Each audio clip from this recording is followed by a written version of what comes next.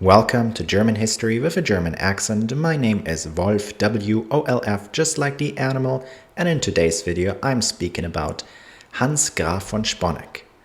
As always, if you enjoy these videos, please make sure to hit the like and subscribe button and don't forget to drop me a comment below. Hans Emil Otto Graf von Sponeck was born on February 12, 1888 in Düsseldorf, a son of Emil August Joseph Anton and Maria von Sponeck. The noble family had roots in Silesia and came to the southwestern area of Germany in the early 18th century. Like his father, Hans von Sponeck joined the military. He joined the Prussian army in the year 1908 in the 5th Guards Grenadier Regiment. 2 years later, he got married, and with his wife, he would have 2 sons. One of them would serve as a pilot in World War II, and the other son would be a high-ranking UN diplomat. During the First World War, Hans von Sponeck served as a battalion and regiment adjutant. In the infantry regiment 262, he also served as a company commander on the Eastern Theater in 1916. In the following year, he was transferred into the Greater General Staff. During the course of the First World War, von Sponeck was wounded a total of 3 times and earned both classes of the Iron Cross. In the interwar period, he was kept on in the 100,000-man army of the Reichswehr. Serving in several staff positions, Hans von Sponeck rose through to the rank of Oberst by 1934. This rank corresponds to the rank of colonel in the United States Army. 3 years later, he temporarily transferred to the newly established Luftwaffe, where he helped to set up a new type of infantry, paratroopers. Upon his return to the army, now ranked as a Generalmajor, which was equivalent to the rank of Brigadier General in the US Army, he took charge of the 22nd Infantry Division. With this unit, Hans von Sponeck participated in the Poland campaign that started the Second World War. In February 1940, von Sponeck was promoted to the rank of Generalleutnant just 3 months before he would command his unit during the airborne operation against Den Haag, which was part of the German West Campaign. This airborne operation began on the very first day of the West Campaign, on May 10, 1940, at around 4 a.m., when the first German airplanes overflew the Netherlands.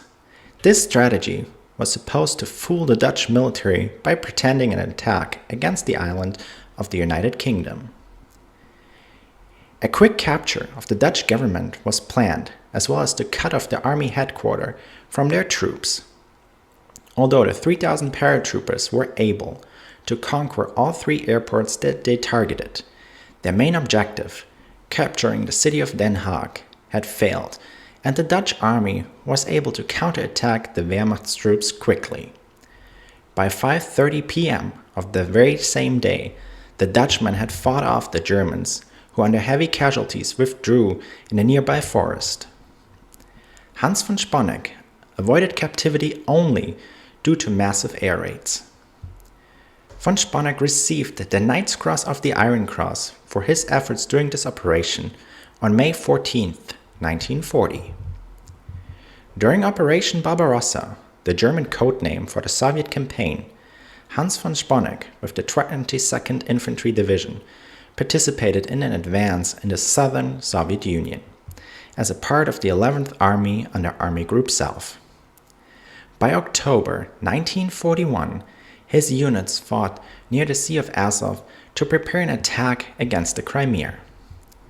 2 months later, after returning from sick leave, von Sponeck took charge of the 42nd Army Corps, which was fighting on Kerch at that time.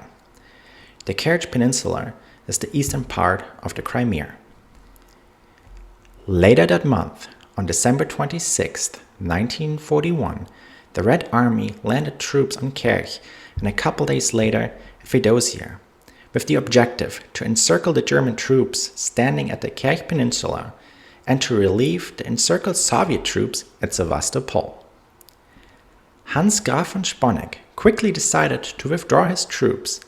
He did so without consulting with his superior officer, Erich von Manstein. Due to a quick execution of his orders and by disassembling radio communications, he made it impossible to receive an opposing order. The very next day, he was relieved of his command and faced a military trial led by Hermann Göring. Important witness statesmen in his defense were not accepted, and Hans Graf von Sponeck was sentenced to death. Adolf Hitler, however, overturned this verdict to a 6-year prison sentence.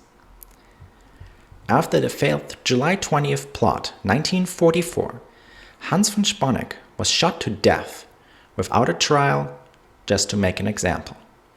He died at the age of 56 in Germersheim in southwest Germany.